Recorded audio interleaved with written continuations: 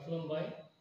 बासुगाव दख'रा दुलाराय बर' फरायसा आफादनि जानानै दिनैनि नैबे ससियेल मिडियानि गेजेरजों खावलायहरनो सानदोंदि फैगौ जि फुजानि मुङै खेला होनाय जेरै सोरखि खेला, दावदै खेला, लोगोसे हांसो खेला, लोगोसे जौ जुवा बायदि रोखोमनि खेलाफोर जाय बिथांमोना होनो सानदों जाहाथे बन्द' खालामो।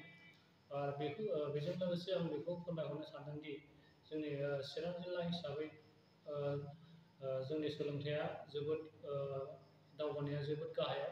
मानोना नै दाख्लै थांनाय जि मेट्रिकनि जि रिजाल्ट बियो सबसे गाहायसिनाव दं। आरो लोगोसे समाजारि बिथिं हिसाबै चिरां जिल्ला हिसाबै समाजारि बिथिङावबो नोजोर बोनानै नायोबा जोबोद दुखुनांथाव बाथ्रा। जोंनि चिरां जिल्लायावनो जाफ्लेबाय थानाय घटना नोंथांमोनहा मिथिबोबाय थादों। दा बे हिसाबैनो आं फिन खनसेबाव खावलायनो लुबैदों जाहाथे नैबे फुजानि मुङै जि खेला होनाय बेखौ जाहाथे बन्द' खालामो। आरो लोगोसे आं बेखौबो खावलायनो लुबैदों जे जोंनि माबायाव मा होनो फुजानि जाय कमिटि बिथांमोनहा जाहाथे फुजानि मुङै खेला होनायखौ बन्द' खालामो। आरो लोगोसे ओनसोलनि रायजो राजा आरो मेलेमजिबि बिथांमोनाबो सानै हयै जाहाथे नोजोर बोनानै बैफोर खेलाखौ बन्द' खालामो। आं बेखौ खावलायनाय थाबाय।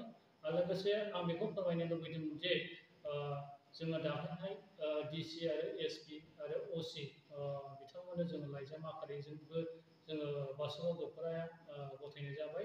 आरो लोगोसे दानि जि गथ'फोरनि आन्जाद बेबो सोलिगासिनो। बेनि थाखायनो आं फिन खनसेबाव बासुगाव दख'रा दुलाराय बर' फरायसा आफादनि जानानै नैबे फुजा मेलायाव मेलानि नामै खेला होनायखौ जाहाथे बन्द' खालामो आं बेखौ